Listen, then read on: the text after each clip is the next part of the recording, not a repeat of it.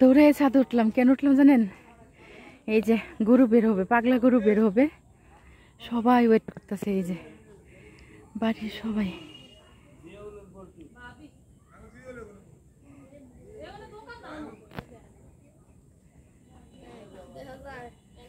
এই যে এখন গরু বের করবে, সবাই আসতেছে দেখার জন্য।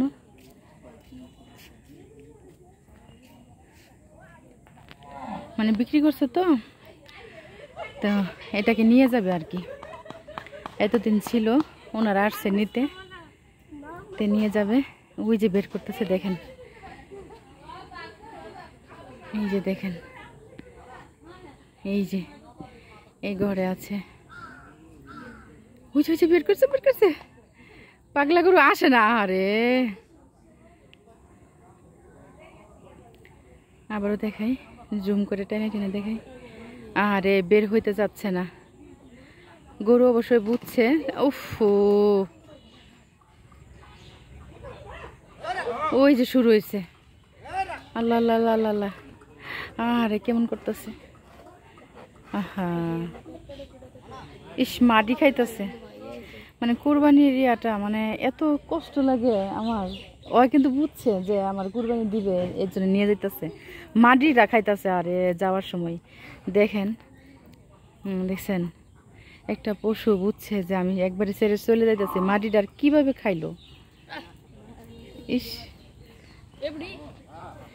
লাফালাফি করতেছে পুরা।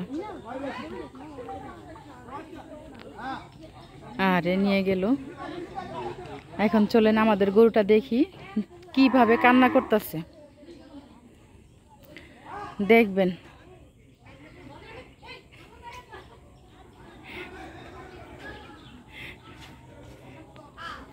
সবাই দৌড়াদৌড়ি করে ওই পাশে গেছে দেখার জন্য। মানে অনেক দৌড়াদৌড়ি করতেছে। তো চলো না আমাদের গরুটা দেখাই।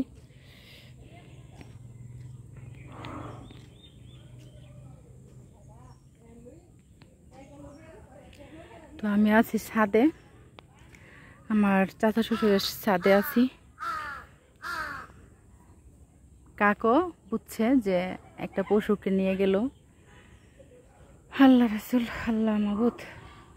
একটা প্রাণী আসলে কোরবানি দেওয়ার সময় বা ওনারা বুঝতে পারে যে আসলে এটা আমাদেরকে কোরবানি দেওয়া হবে।